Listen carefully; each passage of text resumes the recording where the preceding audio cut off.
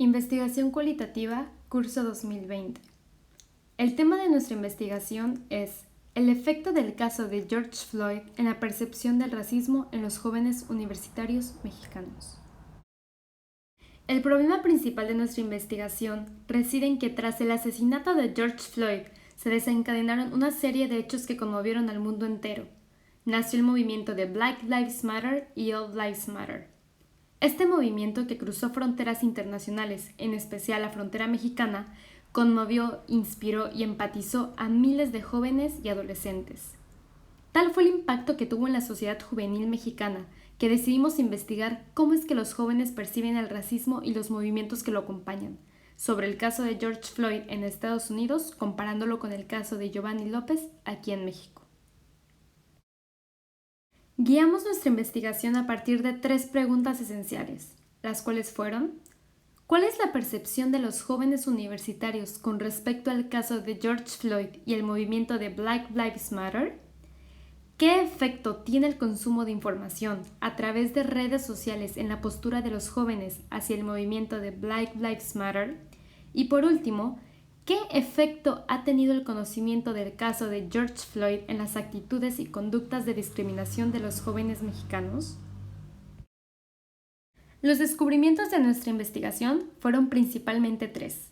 El primero, se encontraron actitudes empáticas hacia el movimiento de Black Lives Matter y por otra parte se encontraron fuertes opiniones críticas a todos aquellos jóvenes mexicanos que apoyan un movimiento totalmente ajeno de su país, empatizando y dejando a un lado todos los problemas que sufre su propia nación.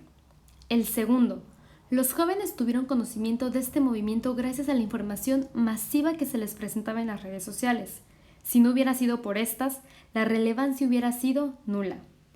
Y por último, el tercero, gracias al caso de George Floyd, que cruzó fronteras, se logró concientizar a los jóvenes sobre sus conductas microrracistas y racistas.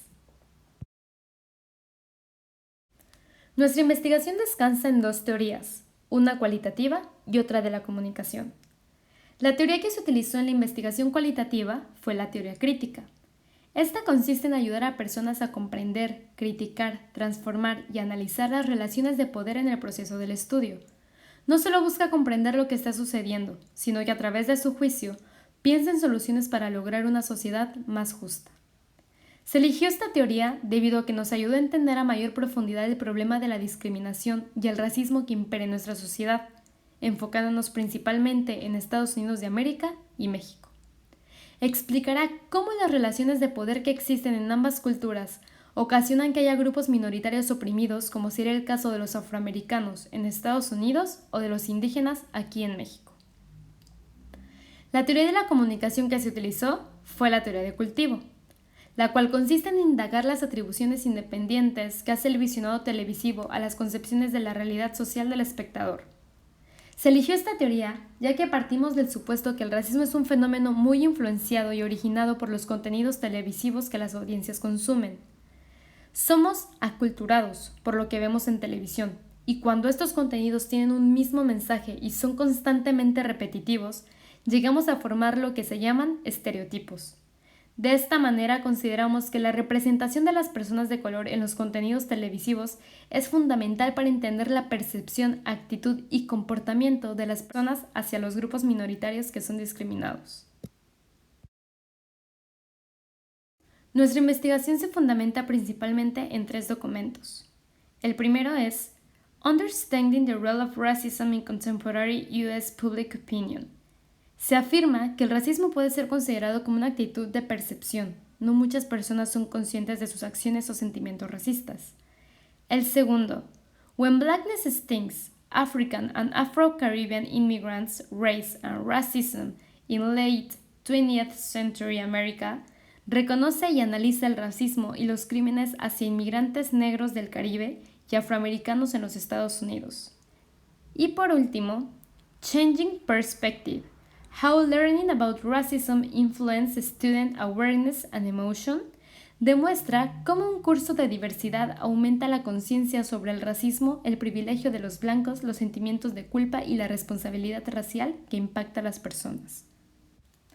Por otra parte, lo que ayudó a nutrir nuestra investigación fue que realizamos 2 entrevistas a jóvenes universitarios de la Universidad Panamericana, ambos de 21 años.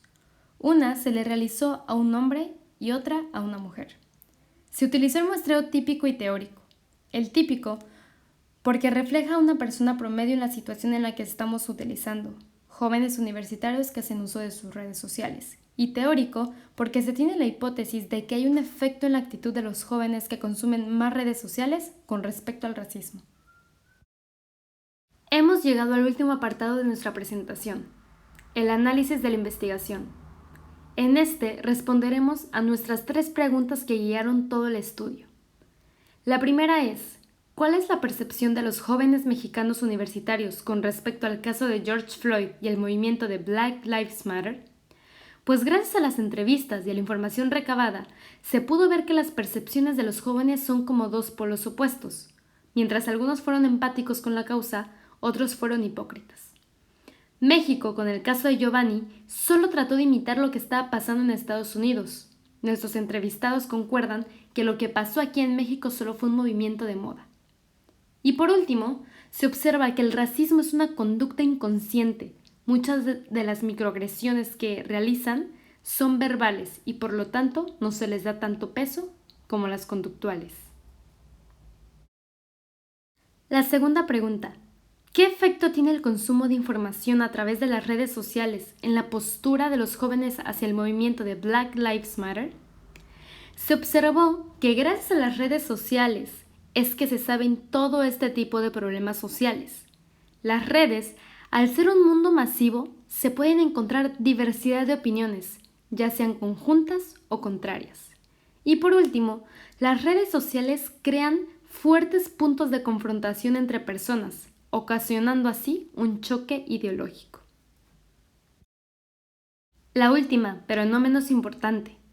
¿Qué efecto ha tenido el conocimiento del caso de George Floyd en las actitudes y conductas de discriminación de los jóvenes mexicanos? Los entrevistados comentaron que tuvieron un cambio de visión después de haber visto el caso de George Floyd. Se desarrolló una tendencia del movimiento de Black Lives Matter en todo el mundo. Y por último, se hizo la comparación del racismo que sufren los afroamericanos en Estados Unidos y los indígenas en México. Los entrevistados concuerdan en que es peor y es más ignorado el racismo que sufren nuestros indígenas mexicanos que el que sufren los afroamericanos. Gracias por haber llegado al final de nuestra presentación. Esperamos que haya sido de su agrado.